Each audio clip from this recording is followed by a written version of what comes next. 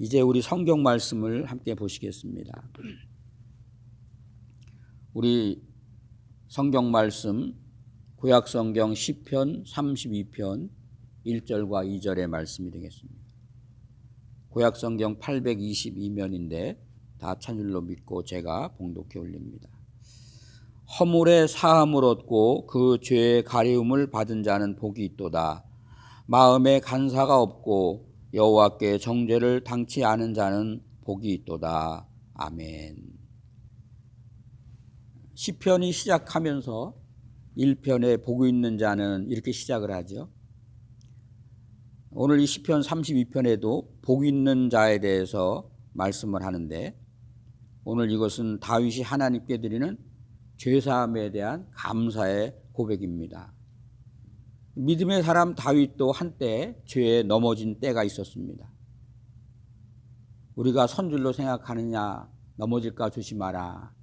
사도 바울의 권고하는 말씀을 기억할 것입니다. 죄악으로 넘어졌을 때 그 죄로 말미암은 심한 정신적인 고통과 또 육체적인 그런 괴로움을 받던 다윗이 하나님 앞에 죄를 자복하고 회개합니다. 하나님 앞에 죄를 자복할 때 하나님은 그 죄로부터 우리를 자유케 하십니다. 너희 죄가 주홍 같을지라도 눈과 같이 휘어질 것이요 피와 같이 붉을지라도 양털같이 될 것이다. 주님 앞에 나와 고백하는 자에게 오늘 허물과 그 죄의 사함을 받고 그 죄로 임한 그 정신적인 그런 고통과 갈등과 육체적인 그런 괴로움 속에서 자유함을 얻은 기쁨이 얼마나 좋은지 하나님을 찬양하는 내용이죠. 허물의 사함을 받고 그 죄의 가리움을 받은 자는 복이 있도다. 마음에 간사가 없고 여호와께 정죄를 당치 않은 자는 복이 있도다. 오늘 성경에 두 가지 주제를 소개합니다. 죄와 복이죠. 러시아의 문호 도스토옙스키의 죄와 벌이라는 소설도 있는데, 우리가 복이라는 말을 많이 사용합니다. 남들과 다르게 좀 건강하면 건강의 복을 받은 것 같습니다. 또 그래도 궁핍하지 않고 조금 넉넉하게 살면 재물의 복을 받은 것 같습니다. 자손들이 참 이렇게 어려움을 당하지 않고 모든 일이 이렇게 순종하게 잘 되면 하나님이 자손에게 복을 주신 것 같습니다. 물론 그것도 복이죠. 그런데 성경은 허물의 사함을 얻고 자신의 죄가 가림을 받는 것, 하나님 앞에 정죄를 당하지 않는 것, 이것이 복이라고 하는 것입니다. 형통하고 잘되고 장수하는 것도 복이지만 하나님 앞에 용서함 받는 것이 복이다. 왜냐하면 육신의 눈에 보이는 것보다 진정한 복은 영혼이 잘 되는 것이기 때문에. 그래서 사도 요한도 요한일서에 사랑하는 자여 내 영혼이 잘됨 같이 내가 범사에 잘되고 강건하기를 내가 간구하노라, 이런 말씀이 있죠. 마음에 간사함이 없고 여호와께 정죄를 당하지 않는 자가 복이 있도다. 하나님께 정죄를 당하지 않는 것, 이 죄를 용서함을 받았다고 하는 것, 과연 그것이 무엇일까? 죄가 가리워졌다고 말을 하는데 죄가 도대체 어떻게 가리워지는 것인가? 우리가 죄사함을 받았다고 하는데 죄사함을 받았다고 하는 것을 어떻게 확인할 수 있는가? 이게 실정법 같으면 우리가 어떤 잘못을 범하고 어떤 그 죄를 범하게 되면 그 죄에 대해서 대가를 치르면 되겠죠. 죄의 부분만큼 재판장 앞에서 벌금을 받거나 혹은 구금을 당하면 됩니다. 죄의 대가를 치르면 다 해결된 것으로 우리는 생각할 수 있는데, 이 하나님과의 관계에서 정죄를 받지 않고 죄가 가리워졌다고 하는 것은 이게 그렇게 보이는 방식이 아니기 때문에 어렵습니다. 믿음이라는 것이 그렇죠. 눈으로 볼 수 있거나 또 이론적으로 설명을 해서 믿어지는 것이 아니기 때문에 굉장히 어렵습니다. 도대체 죄사함을 받았다는 것이 무엇이며 또 누가 죄사함을 받았다는 것을 결정해 줄 것인가? 아무도 할 수 없죠. 오직 하나님만 죄사함의 권세가 있고 하나님만 우리의 죄를 사할 수 있습니다. 그런데 지금도 로마 카톨릭 교회에서는 신부들에게 고해 성사를 하죠. 내가 이러이러한 죄를 졌습니다. 그렇게 죄를 고백하면 신부가 하나님의 대리자로서 당신의 죄가 용서받았습니다. 그렇게 선포하죠.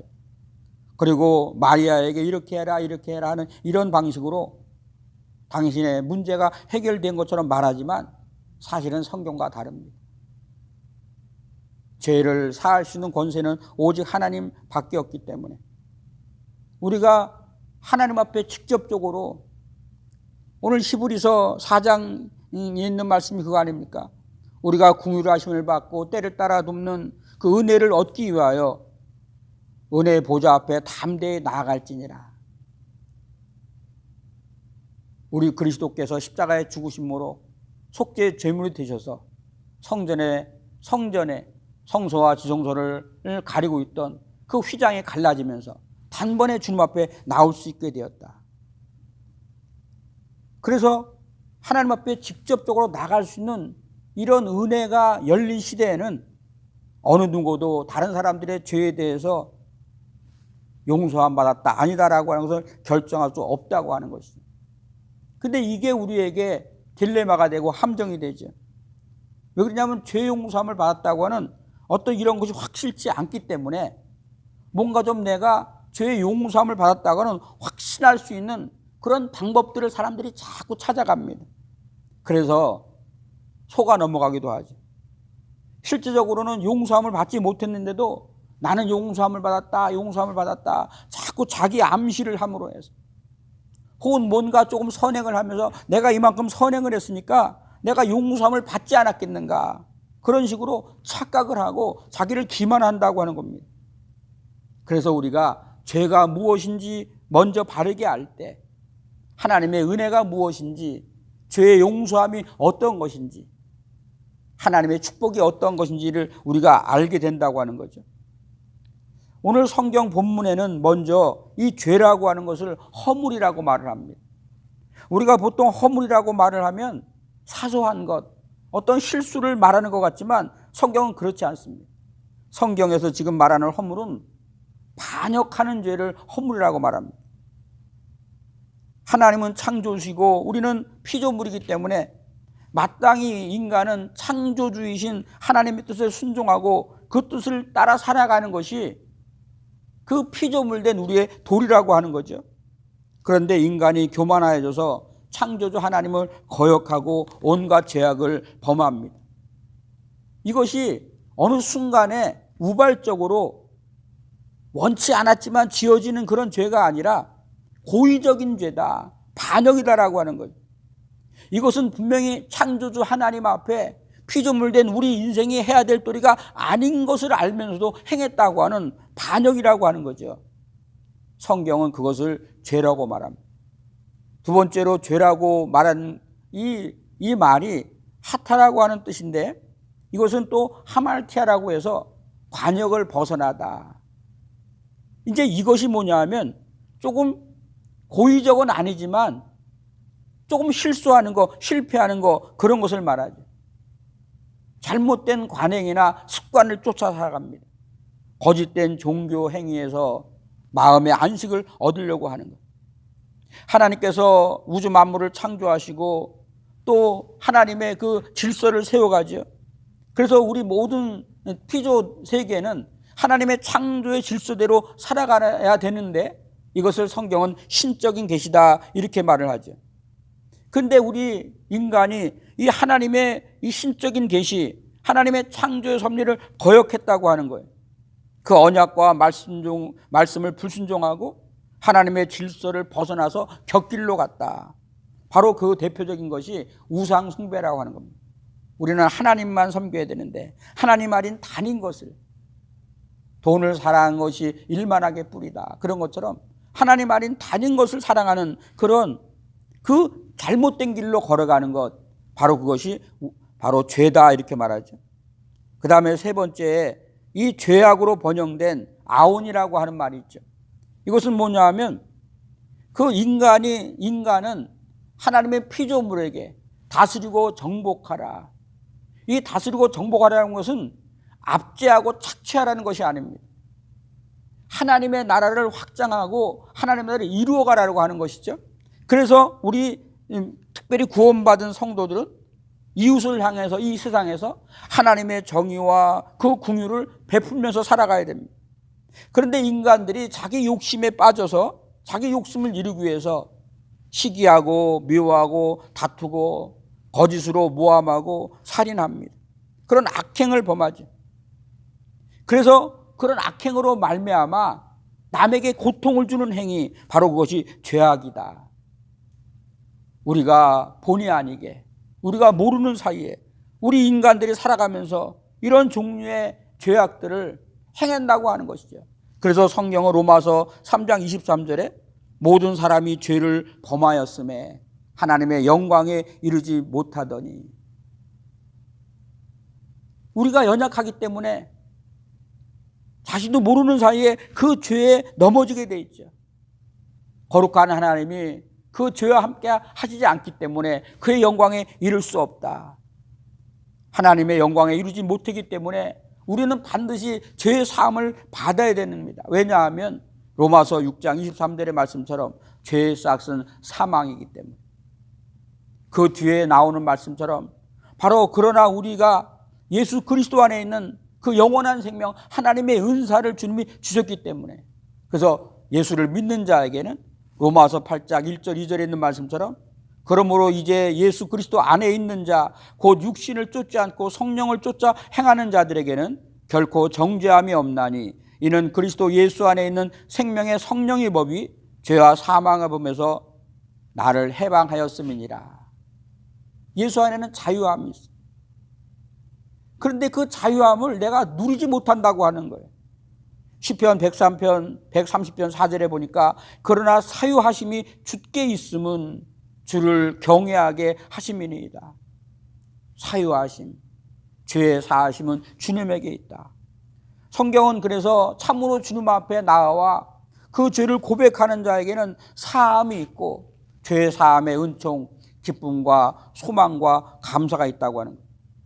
오늘 다윗은 영적인 깊은 영적인 침체와 그의 육신이 정말 괴로울 수밖에 없는 그런 고난을 겪었는데, 그 이유는 하나님 앞에 나와 입을 열어 자기의 죄악을 고백하지 않았다고 하는 것이죠. 자기의 죄악에 대해서 침묵합니다. 자기의 죄를 고백하지 않았어요. 그래서 하나님이 그를 징계하십니다. 시편 32편 말씀은 다윗이 우리아의 아내 바세바를 범한 다음에 그 바세바가 아이를 낳기까지 1년의 기간 동안 회개하지 않은 그런 기간, 물론 나중에 선지자 나단을 통해서 깨닫고 회개를 하지만 그 기간 동안 그 마음에 뭔가 하나님과 단절된 그런 관계 안에서 자기가 겪을 수밖에 없는 그런 어떤 고통. 그래서 시편 32편 3절에 보니까 내가 토설치 아니할 때, 내가 이런 정말 흉악한 죄를 가지고 있음에도 불구하고 이것을 주님 앞에 고백하지 않았을 때 내가 종일 시름함으로 내 뼈가 말랐나이다. 육체적으로나 정신적으로 끊임없이 고통을 당하는 그런 비참한 상태를 말하죠. 이 토설지 아니하는 이유가 뭡니까? 많은 사람들은 자기 죄를 고백하지 않아요. 그것은 뭐냐 하면 양심의 가책을 억누릅니다. 다른 모든 사람들도 다 죄를 범했는데 뭐 내가 이 정도 죄를 짓는 것이 뭐 대단한 거라고 그러느냐 하고 자기 죄를 합리화시킵니다. 그리고 혹은 자기의 죄를, 그 관심을 다른 곳에 돌려서, 우리가 다른 어떤 문제를 놔두고 다른 일에 막 바쁘게 행할 때 그 문제를 잃어버리는 것처럼, 그래서 죄를 생각하지 않고 다른 일에 정신없이 바쁨으로 말미암아 마음을 편하게 하려고 하는 것. 바로 이런 것들이 토설지 아니하는 이유지. 또 뭡니까? 이 토설지 아니하는 이유는 뭐냐면, 혹시 내가 내 죄가 드러났을 때 사람들에게 내가 혹시 조롱이 되지 않을까? 하나님의 손은 사람을 보호하거나 인도하는 손이죠. 그런데 오늘 다윗이 주의 손이 주야로 나를 누르오니 이렇게 말합니다. 주야로 나를 눌렀다. 하나님께서 그 보호하시는 그런 그 은혜의 손길을 거둘 때 오히려 하나님의 손이 고통과 죽음을 가져다 줄 수 있다라고 하는 것이죠. 하나님 앞에 자신을 숨기려고 할 때 자기도 모르는 사이에 자신의 몸과 영혼이 마음이 녹을 정도로 그런 고통과 괴로움을 겪을 수밖에 없다. 한마디로 하나님 앞에 진실하지 않을 때 하나님이 밤낮으로 누른다고 하는 그런 고통을 겪을 수밖에 없다는 것이죠. 18세기의 유명한 설교자인 조지 시필드의 그런 이야기가 있습니다. 복음을 전하면서 이 세상에 가장 무거운 짐이 무엇인지 아십니까? 그렇게 회중에게 말하면서 그러면서 죄의 짐이 세상에서 인간이 질 수 있는 가장 무겁고 고통스러운 짐입니다. 그렇게 말을 했습니다. 그때 한 젊은이가 조롱하듯 이렇게 질문에 답을 합니다. 저는 그 무겁고 고통스러운 죄짐의 무게를 조금도 느끼지 못합니다. 그러자 휘필드가 그 젊은이에게 이렇게 말했답니다. 젊은이가 죄짐의 무게를 전혀 느끼지 못하는 것은 영적으로 완전히 죽은 시체이기 때문입니다. 여러분, 죽은 시체에게 무거운 바위 덩어리를 올려놓은들 그 바위가 무겁다고 시체가 반응하지 않습니다. 영적인 원리도 마찬가지죠. 우리가 영이 살아있고 하나님 앞에 우리의 양심이 깨어있으면 죄의 그 무게, 그래서 그 죄가 얼마나 고통스러운가, 하나님과의 관계가 단절되고 그 은혜를 누리지 못하는 것이 얼마나 정말 힘든 것인가. 왜 성도가 죄를 고백하지 않으면 이렇게 고통스러울 수밖에 없는가? 그것은 그 마음속에 하나님의 성령이 근심하기 때문에, 거룩한 하나님의 성령이 그 우리 심령 속에서 말할 수 없는 탄식을 하고 있는데 어떻게 우리 영혼이 편안하겠냐, 그런 말이죠. 하나님의 은혜를 알고 그 은혜를 경험한 성도들은 우리가 죄를 주님 앞에 고백하지 않은 그 죄의 그 어떤 결과들이 얼마나 참 고통스럽게 하는지, 우리의 마음을 누르고 우리를 불안하게 하는 건지 경험적으로 알죠. 그래서 하나님 앞에 진실하게 믿음으로 살아가려고 하는 성도들은 당연히 하나님 앞에 죄의 용서를 구할 수밖에 없다는 것이죠. 그래서 5절 말씀에 보니까 내가 이르기를 내 허물을 여호와께 자복하리라. 하나님 앞에 바르게 서기를 원하는 자마다 자기의 연약함을 고백한다고 하는 것이죠. 사람들은 자신의 죄를 숨기려고 하는 그런 속성이 있죠. 죄악이 드러나면 사람들이 조롱할까 봐, 수치를 당할까 봐, 또 사람들의 손가락질을 당하고 또 소외를 당하고 혹시 나에게 불이익이 있을까 봐, 그래서 죄를 자꾸 숨기려고 합니다. 여기서 여호와께 허물을 자복했다, 이것은 내가 남의 물건을 훔쳤습니다, 남에게 이런 해를 가했습니다, 그런 정도가 아니죠. 이것보다 더 근본적인 것이죠. 하나님 앞에 솔직하지 못한 자신의 모든 것을 다 드러내는 것입니다. 요한일서 1장 9절에 보니까 만일 우리가 우리 죄를 자백하면 그는 미쁘시고 의로우사 우리 죄를 사하시며 우리를 모든 불의에서 깨끗게 하실 것이요.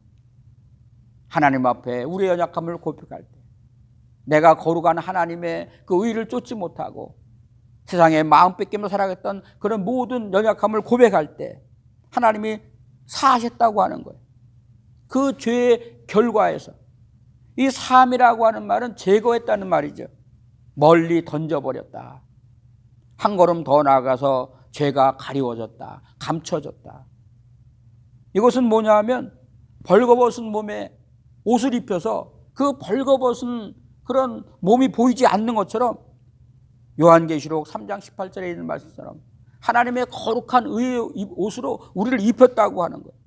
죄가 용서됐다고 하는 것은 그리스도의 의의 옷으로 우리의 죄악을 덮었다, 이런 말씀이죠. 내가 이르기를 내 허물을 여호와께 자복하리라 하고 주께 내 죄를 아뢰고 내 죄악을 숨기지 아니하였더니 주께서 내 죄악을 사하셨나이다. 그런데 문제는 우리가 주님 앞에 고백할 수 있는 그런 은혜가 없다고 하는 거예요. 감사하게도 하나님께서는 다윗에게 회개할 마음을 주셨죠. 이 회개도 하나님의 은혜입니다. 하나님의 은혜가 아니면 회개가 이루어지지 않죠. 하나님께서 회개할 마음을 주지 않으면 그 어떤 누구도 회개할 수 없습니다. 하나님이 믿고자 하는 그런 은혜의 마음을 주지 않으면 누구도 하나님을 믿을 수 없습니다. 그래서 믿음은 하나님의 선물이다 이렇게 말하죠. 다윗이 하나님께 하나님의 은혜를 입고 그 긍휼하심 안에서 그래서 자기의 그 연약함과 죄악을 회개하니까 어떤 일이 벌어집니까? 다윗은 바로 하나님께서 내 죄를 사하셨구나 라고 하는 것을 알 수 있죠. 죄의 용서함을 받았다고 하는 것을 어떻게 알 수 있는가? 이거는 말로 되는 게 아니죠. 신부들에게 내가 이러이러한 죄를 졌습니다 할 때 신부가 당신의 죄가 그리스도의 이름으로 사해졌습니다 이렇게 말로 되는 게 아니죠. 전혀 다른 차원입니다. 참된 자유와 기쁨과 평안, 바로 이런 것으로 하나님이 내 죄가 사해졌다라고 하는 그런 그것을 응답으로 주신다고 하는 거예요. 우리의 마음을 누르고 있던 무거운 짐이 사라져버리니까 하나님이 우리의 죄를 사하실 때 우리의 모든 마음의 무거운 짐들, 고통과 염려와 불안과 근심과 걱정, 이런 모든 것들이 다 사라져버리니까 바로 평안과 기쁨과 감사가 생긴다고 하는 거예요. 그 영의 기쁨과 감사가 충만하다. 오늘 우리가 예수 믿으면서 우리 영의 기쁨과 감사가 충만해야 돼. 주님이 주는 기쁨과 감사. 그것은 우리를 누르고 있는 죄의 그 모든 무거움들, 죄의 그 열매들, 사망의 고통들을 주님 앞에 고백하고 주님이 죄를 사하시는 그 은혜 안에서만 이루어진다고 하는 거죠. 오늘 시편 30편 6절에 보니까 이로 말미암아 경건한 자는 주를 만날 기회를 얻어서 주께 기도할지라. 주께 기도하는, 주께 기도하는데 그것도 기회가 있다고 해요. 무슨 기회입니까? 이로 말미암아 그 영혼의 근심과 눌림과 걱정과 기쁨이 없는 그것이 뭡니까? 바로 주님을 만날 기회라고 하는 거예요. 우리가 예수 믿으면서 참된 기쁨이 없는데, 그런데 그 기쁨이 없는 것은 이것이 내가 주님 앞에 기도하고 그래서 주님을 만날 기회라고 하는 것이라는 것을 깨달아야 되는데 깨닫지 못한다고 하는 것이죠. 주를 만날 기회라고 하는 것은 바로 죄를 깨달은 것을 말하죠. 죄책감을 느꼈을 때 그때 주님 앞에 나와야 된다는 것이죠. 바로 다윗이 그랬어요. 우리아의 아내 밧세바를 간음하고 우리아를 죽이지. 하나님께서 나단 선지자를 보내어서 말씀을 하십니다. 기회를 주신 것이죠.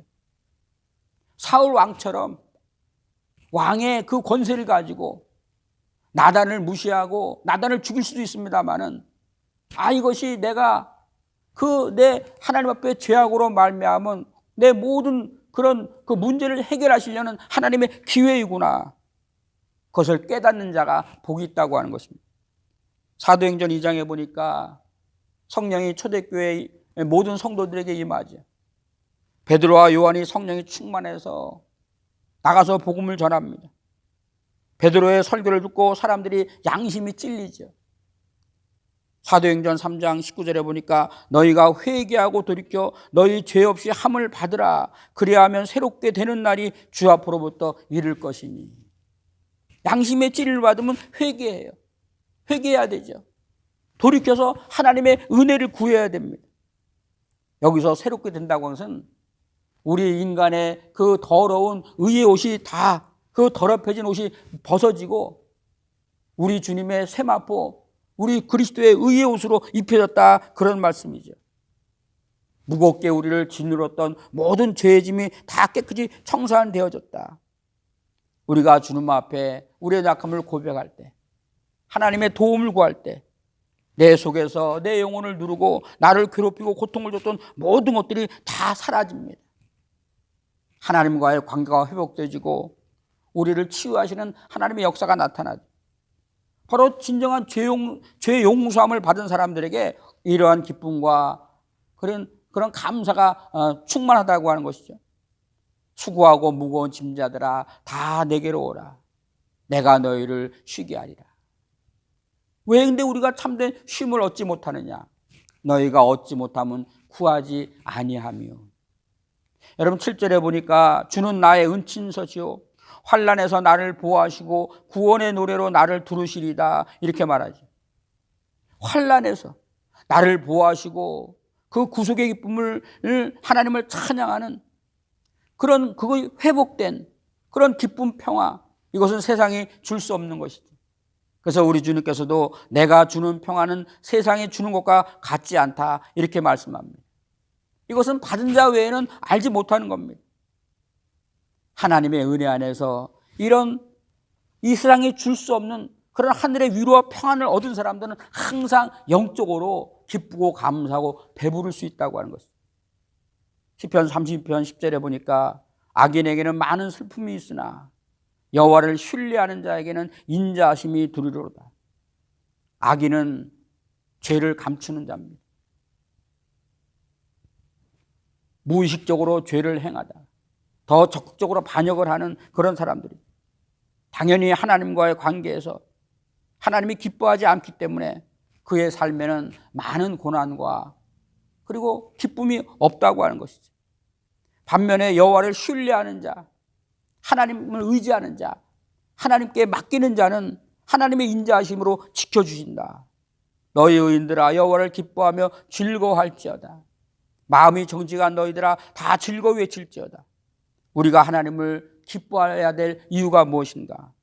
그것은 우리가 연약해서 우리는 우리의 죄와 허물로 인하여 우리가 고통과 금신과 염려를 당할 수밖에 없지만 하나님 앞에 내어놓고 맡길 때 그의 자비하심과 긍휼하심이 우리를 하나님의 은혜로 회복시켜 주시기 때문이라고 하는 것이죠.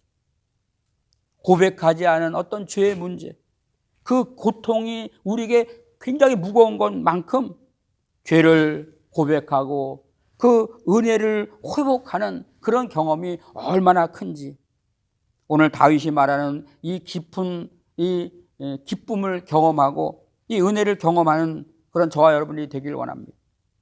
헌물의 사함을 얻고 그 죄의 가리우심을 받는 자는 복이 있도다.